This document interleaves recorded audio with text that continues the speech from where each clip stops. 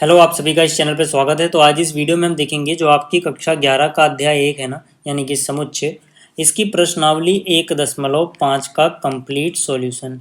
और अगर आपको इस लेक्चर का पीडीएफ नोट चाहिए, जो भी मैं आपको पढ़ाऊंगा या पीडीएफ में चाहिए, तो आपको टेलीग्राम पे जाना है। वहाँ पे है class 11th Hindi medium academy. यहाँ पे आपको इस लेक्चर का पीडीएफ नोट मिल जाएगा। तो चलिए शुरुआत करते हैं। यहाँ पे सबसे पहली बात हमें पढ़ना है पूरक समुच्चय यानी कि कॉम्प्लीमेंट सेट क्या होता है। क्यों पढ़ना है? क्योंकि ये जो प्रश्नावली 1.5 है, ये पूरी की पूरी बेस्ड है पूरक समुच्चय के ऊपर। तो अगर आपको पूरक समुच्चय समझ में आता है और इसके गुणधर्म समझ में आते हैं, इसकी डेफिनेशन समझ में आती है, तभी आप जो ये प्रश्नावली 1.5 है ना, इसको अच्छे से समझ पाओगे। तो चलिए समझते हैं। देखो, ये बहुत आसान सी चीज़ है। पूरक समुच्चय जो होता है किसी भी समुच्चय का, मान लो कोई समुच्चय ए है और ए का पूरक समुच्चय है, तो उसको हम रिप्रेजेंट करेंगे ए डैश से, है ना। इसी तरह से मान लो कोई बी है समुच्चय, तो इसके पूरक समुच्चय को हम बी डैश से रिप्रेजेंट करेंगे। अगर कोई समुच्चय सी है तो सी डैश से इसका पूरक समुच्चय रिप्रेजेंट होगा। इतनी बात समझ में आ गई। अच्छा, पूरक समुच्चय का मतलब क्या होता है? पूरक समुच्चय का मतलब अगर आपको सिंपली बताऊं तो आपको सार्वत्रिक समुच्चय पता है, यानी यूनिवर्सल सेट पूरा का पूरा, ठीक है ना। अब इस पूरे यूनिवर्सल सेट में से, सार्वत्रिक समुच्चय में से उस सेट को हटा दो जिसका पूरक पूछा जा रहा है। कहने का मतलब है कि अगर मुझसे ए का पूरक पूछा जाएगा तो मैं क्या करूँगा, इस पूरे सेट में देखो, ये पूरा क्या है, इस मान लो कि इस रेक्टेंगल, इस चतुर्भुज के अंदर जितनी भी जगह है वो सब रिप्रेजेंट करती है सार्वत्रिक समुच्चय को। ठीक, उसमें से ए को हटा दो, यानी इस हिस्से को नहीं लेना है। इस हिस्से को छोड़ के जो हिस्सा बच गया बाहर, वो क्या कहलाएगा? वो ए का पूरक कहलाएगा। ठीक है, यानी कि अगर मुझे ए का पूरक समुच्चय निकालना है तो इसका मतलब है कि सार्वत्रिक समुच्चय में से मैं ए को ही माइनस कर दूंगा। अगर मुझे बी का निकालना है पूरक तो मैं सार्वत्रिक समुच्चय में से बी को माइनस कर दूंगा। मतलब जिस भी सेट का आपको, ठीक है, पूरक निकालना है उसको इसमें से माइनस कर दोगे। तो इसकी सीधी सीधी डेफिनेशन क्या हो जाएगी कि ए का पूरक समुच्चय में क्या आएगा? वो सभी एक्स आएंगे जहाँ पर एक्स सार्वत्रिक समुच्चय में होना चाहिए लेकिन वो ए के पास ना हो। अगर मैं आपको इसका सिंपल सा उदाहरण बताऊं तो आप ऐसे समझो, जैसे मान लो सार्वत्रिक समुच्चय में आते हैं 1, 2, 3, ये 3 एलिमेंट आते हैं। मान लो एक छोटा सा उदाहरण दे रहा हूँ, और ए जो है इसके अंदर आता है 1, और मुझे ए का कॉम्प्लीमेंट यानी कि पूरक समुच्चय निकालना है। तो मैंने क्या कहा, मैंने कहा कि जो सार्वत्रिक समुच्चय है इसमें से उतना हटा दो जो ए के पास है, यानी ए को छोड़ के। तो अगर मैं इसमें से ये हटा दूंगा 1, क्योंकि ए के पास 1 है, तो क्या बचेगा इसके पास? 2 और 3। तो यानी कि यहाँ पे क्या आ जाएगा? 2 और 3 आ जाएगा ए के कॉम्प्लीमेंट में। ठीक है, इसका वेन डायग्राम मैं आपको दिखा चुका हूँ कि मतलब ए का कॉम्प्लीमेंट निकालना है, ए का पूरक निकालना है, तो ए को छोड़ के बाकी जो चीज़ें बच रही हैं उनको शेड कर दो, उनको रंगीन कर दो। समझ में आ गया? अब इसके गुणधर्म क्या क्या हैं? ठीक है, गुणधर्म पहला है पूरक नियम।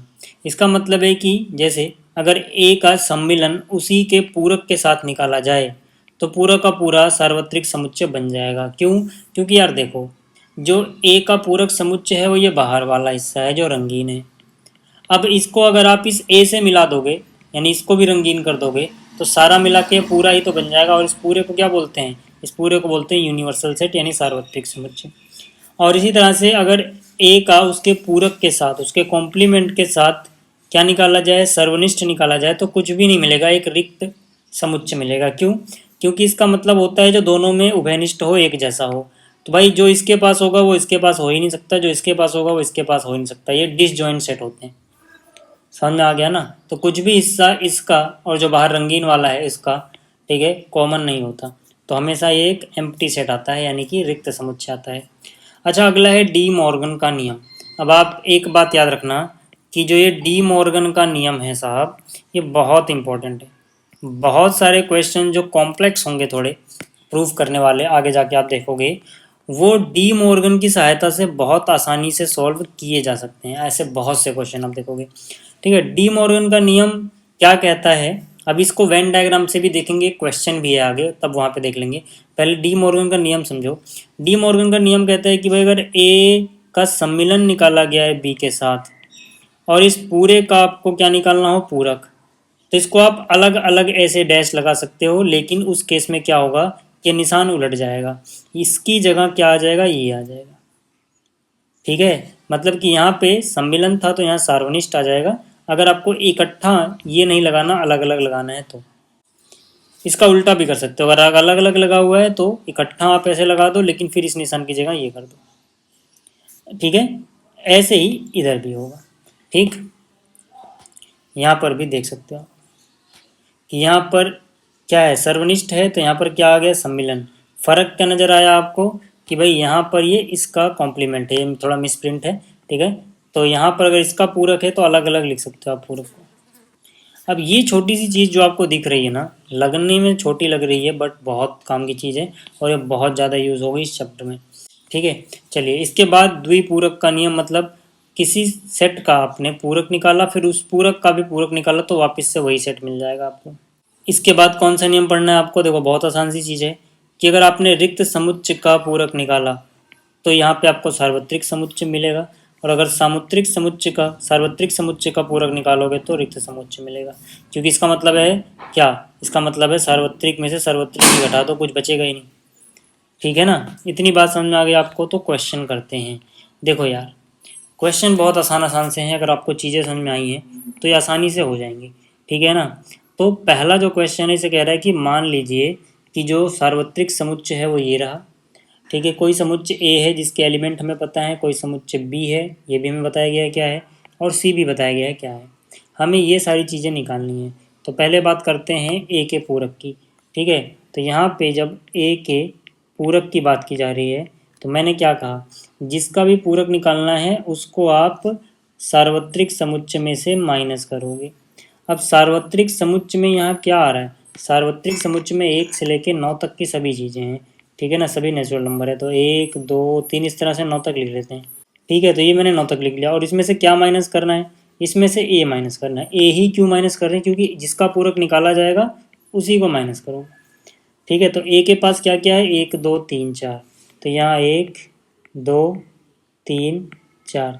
अच्छा, दो सेट को घटाते कैसे हैं ये आपको मैंने सिखाया था कि जो इनके कॉमन एलिमेंट है, उभयनिष्ठ वाले एलिमेंट है, उनको हटा दो, है ना। जैसे एक इसके पास भी एक इसके पास है तो शुरू वाले में से एक हटा दोगे, यहाँ पर भी 2 है तो यहाँ से 2 हटा दोगे, यहाँ पर 3 है, यहाँ पर भी 3 है, 3 हटा दोगे, यहाँ 4 से 4 कट जाएगा, तो 1 2 3 4 इसमें से काट दो, क्या बच रहा है, 5 6 7 8 9। ठीक है, तो यानी कि जो ए का कॉम्प्लीमेंट है या ए का पूरक है उसमें क्या हो जाएगा, 5 6 7 8 9।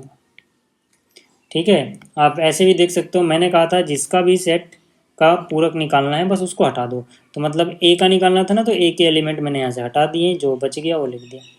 क्लियर हो गई बात। तो ये पहला पार्ट था। ठीक है, कौन सा हिस्सा था ये, पहला हिस्सा। अब बात कर लेते हैं इसके दूसरे हिस्से की। दूसरे हिस्से में क्या निकालना है, बी का पूरक निकालना है, यानी बी कॉम्प्लीमेंट निकालना है। तो फिर से वही होगा यार, बी के पूरक के लिए आप क्या करोगे, बी में से माइनस, मतलब बी को यूनिवर्सल सेट में से माइनस कर दोगे। ठीक है, हमेशा जब भी किसी का कॉम्प्लीमेंट होगा तो माइनस इसी में से करना है, सार्वत्रिक समुच्चय में से, है ना। अब मैं ये लाइन लिख के नहीं दिखा रहा यहाँ पे, ठीक है, मैं डायरेक्ट आंसर लिख रहा हूँ। बी में देखो क्या क्या है, 2 4 6 8, तो इस सेट में से 2 4 6 और 8 काट दोगे, क्या क्या बच जाएगा, 1 बचेगा, 3 बचेगा, 5 बचेगा, 7 बचेगा, 9 बचेगा। तो डायरेक्ट यार मैं आंसर लिख दे रहा हूँ, 1 3 5 7 9। ठीक है, अगर हर एक पार्ट एक एक नंबर का पूछा जाए तो आप डायरेक्ट लिख देना, एक नंबर से ज़्यादा है तो आप ऐसे अच्छे से करके दिखाना कि पहले सार्वत्रिक समुच्चय के सेट लिखे, फिर जिस सेट को माइनस करना है उसके एलिमेंट लिखे, फिर माइनस करके क्या आया वो लिखा। ठीक है, चलिए अब बात कर लेते हैं ज़रा तीसरे हिस्से की। तीसरे हिस्से में देखो क्या है कि भाई ए का सम्मिलन है सी के साथ, और फिर इसका क्या निकालना है, इसका पूरक निकालना है। मैंने आपको क्या बताया, जिसका भी पूरक निकालना है उसको माइनस करोगे, किस में से माइनस करोगे, यूनिवर्सल सेट में से, सार्वत्रिक समुच्चय में से। इस बार हमें ए यूनियन सी यानी कि ए का सम्मिलन सी के साथ निकालना है, तो ऐसे करोगे। ठीक है, तो बराबर देखो अब यहाँ पे इसमें क्या आ रहा है, इसमें तो आ रहा है ये चीज़ ना 1 से लेके 9, तो मैं यार दोबारा लिखने की मेहनत क्यों करूँ, यहीं से कॉपी कर लेते हैं या डुप्लीकेट कर लेते हैं। तो 1 से लेके 9 तक की चीज़ें लिख ली, माइनस माइनस में क्या है, ए यूनियन सी में क्या क्या आएगा, ए और सी के सम्मिलन में क्या क्या आएगा देखते हैं ज़रा। तो यहाँ पर ए के पास क्या है, 1 2 3 4, और सी के पास क्या है, 3 4 5 6। तो इनके सम्मिलन में क्या आ जाएगा देखो, 1 2 3 4 तो आएगा ही, 1 2 3 4, ठीक है। अब देखो यार, यहाँ पर 3 4 है तो 3 4 तो हम लिख चुके हैं ना, क्योंकि वो इसके पास भी था। अलग क्या चीज़ है, 5 6, तो सम्मिलन वगैरह निकालना आपको आ चुका है, मैं ये मान के चल रहा हूँ क्योंकि मैंने आपको अच्छे से सिखाया था काफ़ी, ठीक है। तो ये हो गया।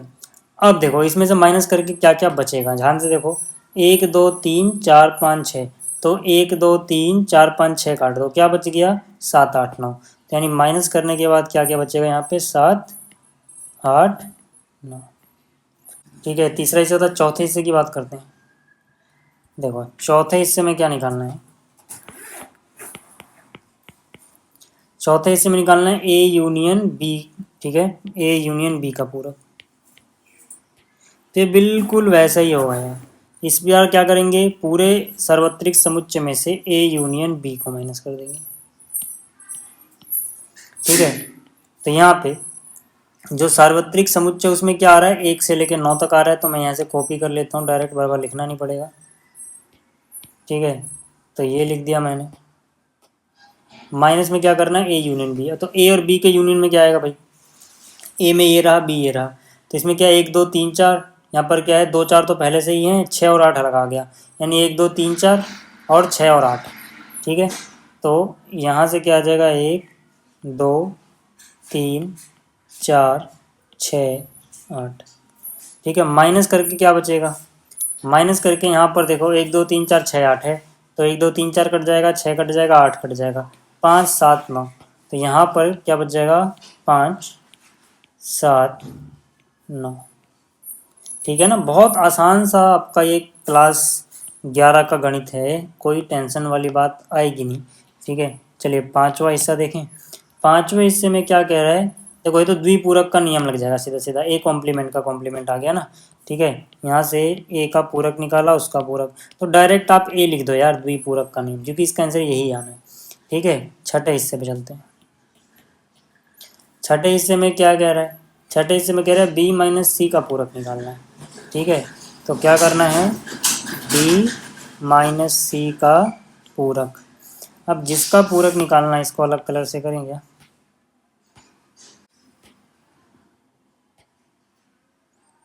ठीक है। अब जिसका भी पूरक निकालना है, मैंने क्या बोला, मैंने कहा आपको कि उसको सार्वत्रिक समुच्चय में से माइनस कर दो, यानी जिसके भी सर पे डैश लगा हो उसको माइनस करना है, ठीक। तो यूनिवर्सल सेट में क्या आएगा, वही 1 से 9 तक की चीज़ें आएंगी, तो वो यहाँ पे सीधा सीधा लिख देते हैं, 1 से 9 तक की चीज़ें, ठीक है। माइनस में क्या है, बी माइनस सी। अब बी माइनस सी क्या आएगा, यानी बी माइनस सी की वैल्यू इसमें आप लिख दो, तो बी माइनस सी देख लेते हैं। मतलब बी में से वो सभी चीज़ें काट दो जो सी के साथ कॉमन है, तो यहाँ पर 2 4 6 8, यहाँ पे क्या है, 3 4 5 6, तो देखो 4 और 6 कॉमन है ना, 4 और 6 कॉमन है, तो क्या क्या बच गया बी के पास, 2 और 8 बच गया। माइनस करना मैं आपको सिखा चुका हूँ, ठीक है।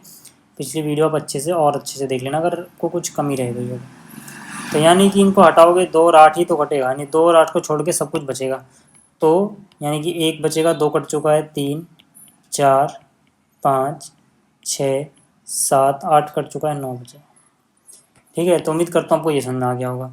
अच्छा, दूसरा जो प्रश्न है इसमें फिर से यूनिवर्सल सेट यानी सार्वत्रिक समुच्चय में ये चीज़ें दी गई हैं और हमें इन सभी का पूरक निकालना है, तो सीधा सीधा कर देते हैं इस बार, है ना। सॉल्यूशन 2 यानी हल 2। तो यहाँ पर देखो मुझे सीधा सीधा ए का पूरक निकालना है, तो ए के पूरक का क्या मतलब हो जाएगा, सार्वत्रिक समुच्चय में से ए को माइनस कर दो। सार्वत्रिक समुच्चय के एलिमेंट में लिख नहीं रहा, मैं डायरेक्ट इसका आंसर लिख रहा हूँ, देखो यानी कि इसमें से ये जो चीज़ें कॉमन है हटा दो, तो ए से ए कट जाएगा, बी से बी कट जाएगा, सी से सी कट जाएगा, क्या बच गया, D E F G H, क्या बच जाएगा यहाँ पे, यहाँ बच जाएगा D E F G H, ठीक है। अच्छा इस बार क्या हो रहा है ना, अभी आप देख रहे हो जब माइनस कर रहे हैं तो उसके सारे एलिमेंट ही इसके साथ कॉमन हो जा रहे हैं, ऐसा क्यों हो रहा है, क्योंकि ये यूनिवर्सल सेट है, तो जाहिर सी बात है उसके अंदर ये सभी एलिमेंट होंगे, इसलिए सब कुछ कट रहा है ना। जबकि हम पहले जो क्वेश्चन कर रहे थे उसमें से भी कुछ बच जा रहा था, बट वहाँ अब ऐसा नहीं होगा, मतलब यहाँ अब ऐसा नहीं होगा। अच्छा बी में क्या है, बी का कॉम्प्लीमेंट, तो बी का जो कॉम्प्लीमेंट है उसमें क्या आएगा, ध्यान से देखो कि भाई पूरे सार्वत्रिक समुच्चय में से हम बी को माइनस कर देंगे। तो क्या क्या बचेगा ज़रा बताना। देखो बी को माइनस करना इसमें से, यहाँ पे डी ई एफ जी है, तो यानी कि डी कट गया, ई कट गया, एफ कट गया, जी कट गया, है ना, D E F G cut गया, ए बी सी बच गया और एच बच गया। तो यहाँ पर आप लिखोगे ए बी सी और एच। इतनी बात क्लियर हो गई। अच्छा अब अगर हम बात करें इसके थर्ड पार्ट की, थर्ड पार्ट में क्या निकालना है, सी का कॉम्प्लीमेंट निकालना है। फोर्थ पार्ट की बात करें तो फोर्थ पार्ट में क्या निकालना है, डी का कॉम्प्लीमेंट निकालना है। तो ये आप खुद कर लेना, ठीक है, मैं लिख दे रहा हूँ डू योर सेल्फ, क्योंकि अब आपको समझ में आ चुका है ना, ठीक है। तो ये आप खुद कर सकते हो, ये वाला हिस्सा और ये वाला हिस्सा, ठीक है। चलिए आगे चलते हैं और तीसरा क्वेश्चन देखते हैं। तीसरा जो क्वेश्चन है इसमें क्या कह रहा है, इसमें कह रहा है प्राकृत संख्याओं के समुच्चय को सर्वनिष्ठ समुच्चय मानते हुए निम्नलिखित समुच्चयों के पूरक लिखिए। याद रखना इस बार कि हमें जो सार्वत्रिक समुच्चय है, ठीक है ना, वो क्या है, प्राकृतिक संख्याओं के समुच्चय को सार्वत्रिक समुच्चय बोल रहे हैं, यानी कि प्राकृतिक संख्याओं का समुच्चय नेचुरल नंबर n, ठीक है। तो इसमें से हमें माइनस करना है, यानी कि अगर मैं अच्छे से डिफाइन करूँ तो n क्या हो जाएगा, यानी कि जो यहाँ पे सार्वत्रिक समुच्चय वो क्या हो जाएगा, वो हो जाएगा x, जहाँ पर x क्या होगी, x एक प्राकृत संख्या है, ठीक है, ये है अपना सार्वत्रिक समुच्चय। ठीक, चलिए पहले पार्ट में क्या है, पहले पार्ट में है x, जहाँ पे x एक प्राकृतिक सम संख्या है। तो बताओ इसका जो पूरक होगा, ठीक है ना, फर्स्ट पार्ट का जो पूरक समुच्चय होगा भाई, इसका जो पूरक समुच्चय होगा वो क्या होगा, ये हो जाएगा x सच दैट, यानी कि जहाँ पर x या तो एक विषम संख्या लिख दो या फिर ऐसे लिख दो जहाँ पे सम संख्या नहीं है, आप ऐसे भी लिख सकते हो। अब ये मत सोचना कि ये मैंने यहाँ से लिख दिया, अरे नहीं, मतलब यहाँ पर इसको देखो ना, अब इसको भूल जाओ, ठीक है। x क्या है, एक प्राकृतिक सम संख्या, तो यहाँ पे हम क्या लिखेंगे, यहाँ पे हम ये लिखेंगे भाई कि इसमें से हमें क्या माइनस करना है, इसको माइनस करना है, तो इसमें से सम संख्या माइनस कर दोगे, विषम ही तो बचेगा, x एक विषम संख्या, या फिर आप ऐसे लिखो ज़्यादा अच्छा रहेगा, x एक प्राकृत विषम संख्या है। आगे बात समझ में। अच्छा दूसरे हिस्से की बात करें, दूसरे हिस्से की बात करें अगर हम, तो यहाँ पे क्या है, x एक प्राकृतिक विषम संख्या है, तो इसका कॉम्प्लीमेंट क्या हो जाएगा, इसका कॉम्प्लीमेंट हो जाएगा या पूरक हो जाएगा, यहाँ से आप जब विषम हटा दो, तो जब सभी प्राकृतिक संख्याओं में से विषम हटा दोगे तो कौन सी बचेंगी, सिर्फ सम, क्योंकि प्राकृतिक संख्याएं या तो सम होती हैं या विषम होती हैं, तो विषम हटाए तो सम बच जाएगा, है ना। यानी कि इसका जो पूरक समुच्चय होगा, है ना, यहीं से कॉपी कर लेता हूँ, मुझे पूरी मेहनत नहीं करनी पड़ेगी, ठीक है, डुप्लीकेट करते हैं इसको, बस विषम की जगह सम लिख देना, विषम की जगह सम लिख देना। अच्छा जो तीसरा हिस्सा इसमें क्या है, x, जहाँ पे x 3 का एक धन गुणज है, तो इसमें हम क्या लिखेंगे, ये भी बहुत आसान है, हम लिखेंगे x जहाँ पे एक 3 का धन गुणज नहीं होगा भाई, इसका पूरक समुच्चय क्या हो जाएगा, तीसरे का जो पूरक समुच्चय है वो क्या हो जाएगा, ये हो जाएगा x जहाँ पे x 3 का धन गुणज नहीं है, ठीक है।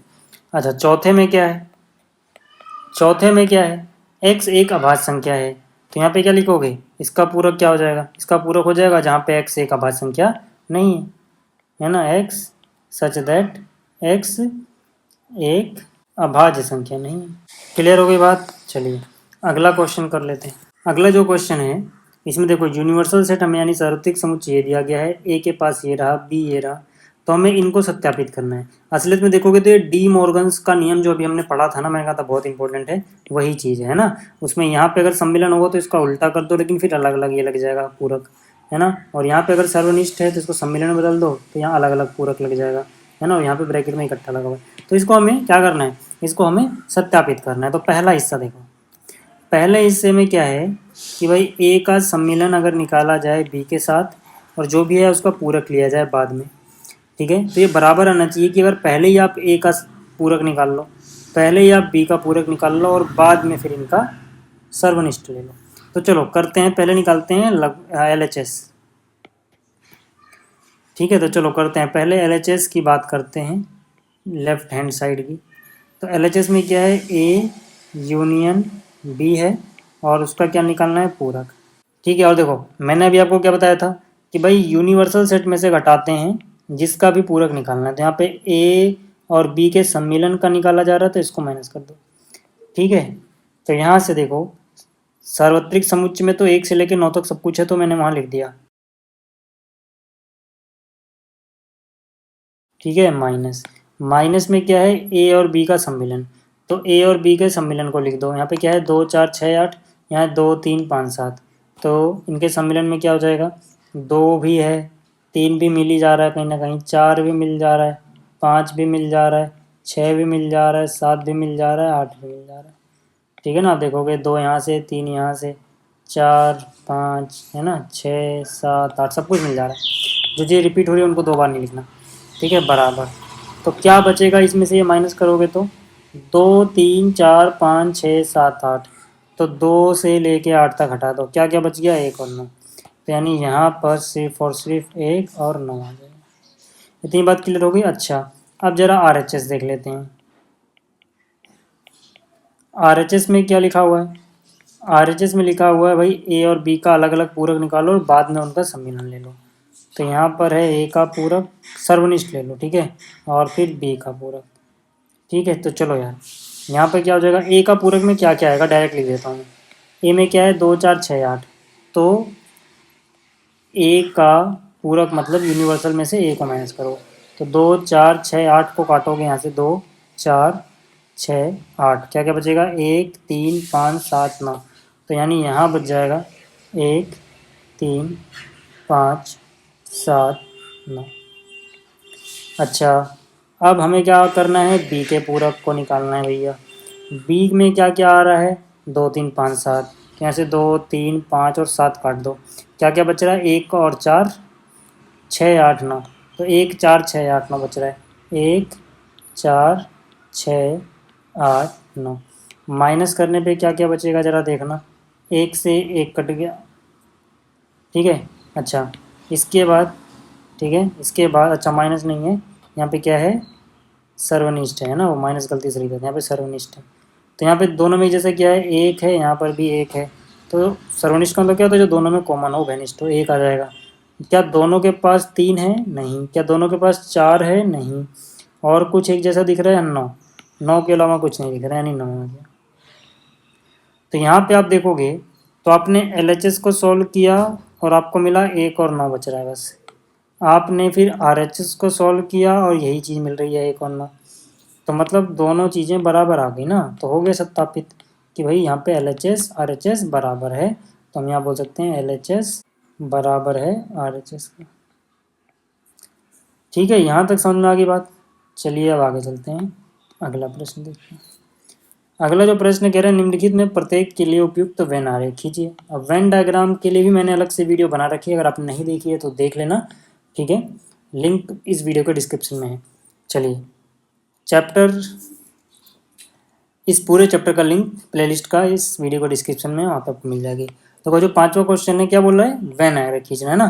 तो पहला देखो, तो यहाँ पर जो फर्स्ट पार्ट है, इसमें ए का सम्मिलन निकालो बी के साथ, और फिर उसका क्या ले लो, उसका पूरक ले लो, मतलब यूनिवर्सल सेट में से उसको माइनस कर दो।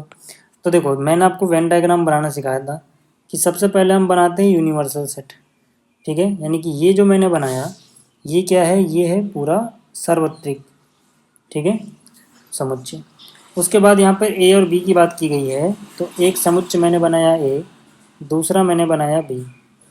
ठीक है, अब ज़रा ध्यान से देखो, अगर मैं इनके यूनियन की बात करता, तो इनके यूनियन का मतलब हो जाता जो दोनों को मिला के आ रहा है, यानी कि ये सारा इनका यूनियन होता। मतलब इनका ये जो मैंने करा है, ये सिर्फ ए और बी का यूनियन, यूनियन मतलब सम्मिलन होता। तो इसके बाहर जो हिस्सा बच गया है, इसके बाहर, इसको छोड़ दो ना, जिसका भी पूरक निकालना उसको छोड़ दो। ये जो बाहर बच गया, जो मैंने रेड से मार्क किया है, ये इसको छोड़ के आया है, मतलब इसका पूरक है। ठीक है, मतलब क्या, मतलब हमें इसको शेड नहीं करना है, तो समझने के लिए बता रहा हूँ, हमें इसको छोड़ के जो बाहर बच रहा है वो शेड करना है। ठीक है, तो इसको छोड़ के बाहर जितना भी चीज़ बच रही है, सब को क्या करो, शेड कर दो।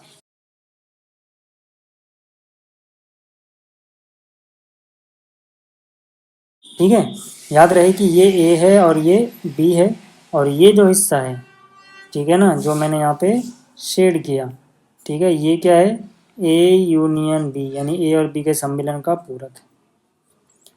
क्लियर होगी बात। अच्छा, अब अगर मैं बात करूँ यहाँ पे दूसरे हिस्से की, तो दूसरे हिस्से में बच्चों को काफ़ी दिक्कत रहती है, जबकि होनी नहीं चाहिए। मैं बताता हूँ क्यों।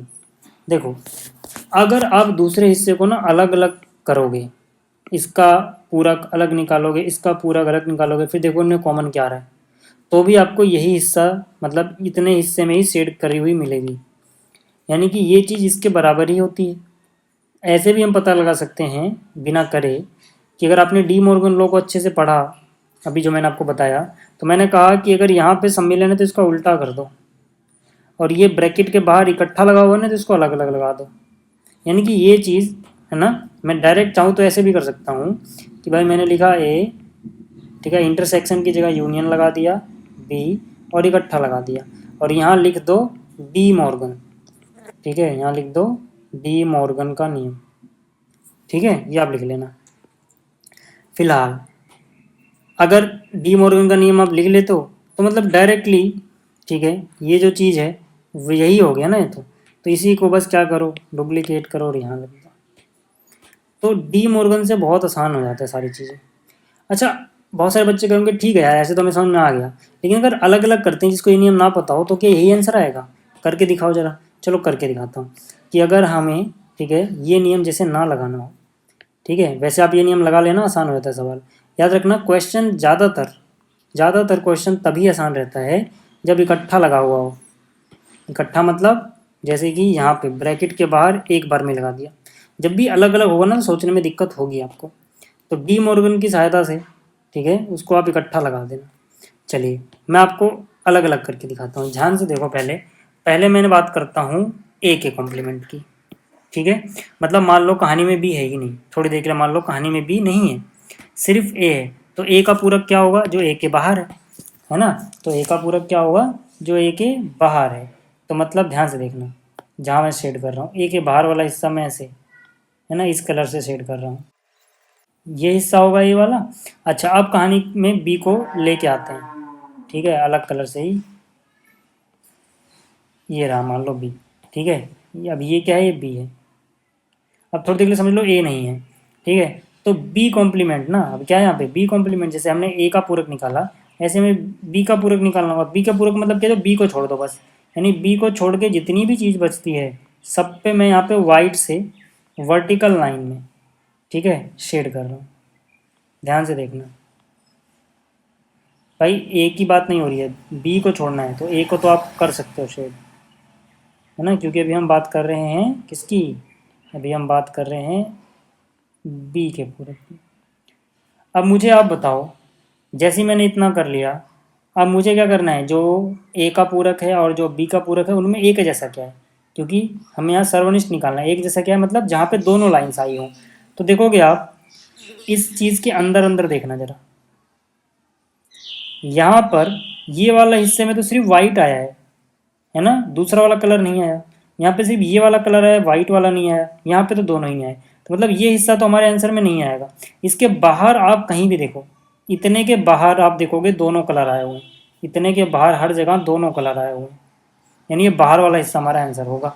तो मैंने वही तो कहा, यानी कि हम इतना एनालाइज करने के बाद क्या करेंगे, बाहर वाला हिस्सा हमारा आंसर हो जाएगा, तो अंदर वाली चीज़ को हम क्या करेंगे, मिटा देंगे, यानी ये शेड नहीं करना है, बाहर वाला ही होगा, है ना। तो इससे अच्छा क्या है, इससे अच्छा यार इतने ताम झाम करने से बचो, ठीक है, इससे अच्छा है इतना ताम झाम करने से बचो, डी मॉर्गन भाई साहब का सहारा लो और बोलो कि यार इकट्ठा जब रहता है ना ये पूरक का निशान, तो ज़्यादा आसान पड़ता है। तो ये वाली चीज़ तो यही हो गई, तो इसका मतलब ये हुआ सीधा सीधा कि यार इसको ना हमने जस्ट शेड कर दिया, मतलब इसी को यहाँ पे लिख दिया, ठीक है, यहाँ लिख लेना डी मॉर्गन थ्योरम। अच्छा, जैसे ये हुआ है ना, बिल्कुल ऐसे ही ये भी हो जाएगा, ठीक है, तीसरा और चौथा। चलिए मैं तीसरा करके दिखाऊँ आपको, रुको, तीसरा करते हैं ना। थर्ड पार्ट में हमें किसका वेन डायग्राम बनाना है, ए का सार्वनिष्ठ निकालना है बी के साथ, और देखो फिर पूरक निकाल देना है। तो यहाँ पर, ठीक है, ब्रैकेट के बाहर लगाओ पूरक का निशान, मतलब ये आसान है बनाना। तो इसको तो ऐसे ही बना दो, ठीक है, ये आसान है बनाना। देखो ये अपना सार्वत्रिक समुच्चय हो गया, ठीक है, ये ए है, ये बी है, ठीक। अब मुझे क्या करना है, मुझे ए और बी का जो कॉमन एरिया है उसको छोड़ के बाकी को सेट करना है। तो कॉमन एरिया तो इतना होता है ना, ये क्या होता है, ये होता है ए और बी का सर्वनिष्ठ। लेकिन मुझे क्या करना है, मुझे तो इसको छोड़ना है, क्यों, क्योंकि मुझे इसके ऊपर ये निशान दिख रहा है, तो मतलब इस हिस्से को छोड़ के सबको शेड कर दो, इस हिस्से को छोड़ के बाकी सब कुछ शेड कर दो।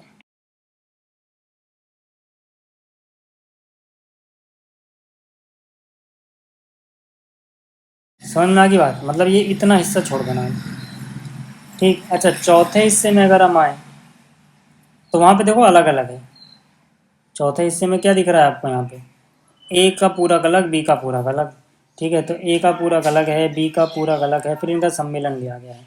मैंने क्या कहा, जब अलग अलग हो तो दिक्कत होती है, तो डी मॉर्गन भाई साहब का सहारा लेंगे, तो इनको एक साथ लिखोगे और इकट्ठा लगा दोगे, लेकिन इसमें निशान उलट जाएगा, इसकी जगह ये आ जाएगा। तो यार ये चीज़ तो सेम यही हो गई ना, यानी कि इसका आंसर भी बिल्कुल ऐसा ही आएगा, ठीक है। अब चाहो तो इसको कॉपी करके यहाँ छाप दो।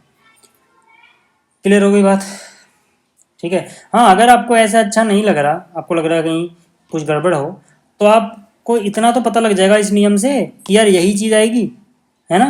तो सीधा सीधा एक बार ऐसे खड़ी लाइन बनाओ, एक बार ऐसी लाइन बनाओ, सिर्फ बाहर वाला हिस्सा ले लो, या फिर ये मत लिखो, है ना। अगर आपको ये भी नहीं लग रहा, ठीक है, कि ये नहीं लिखना चाहिए मुझे, कहीं टीचर नाराज़ ना हो जाए, है ना। तो वैसे तो नाराज़ नहीं होना वो चाहिए उसको, क्योंकि डी मॉर्गन थ्योरम आपकी एनसीईआरटी में दी गई है, बट फिर यार आपको इतना तो पता लग जाएगा कि ये चीज़ और ये चीज़ सेम है, तो इसका आंसर ये आएगा।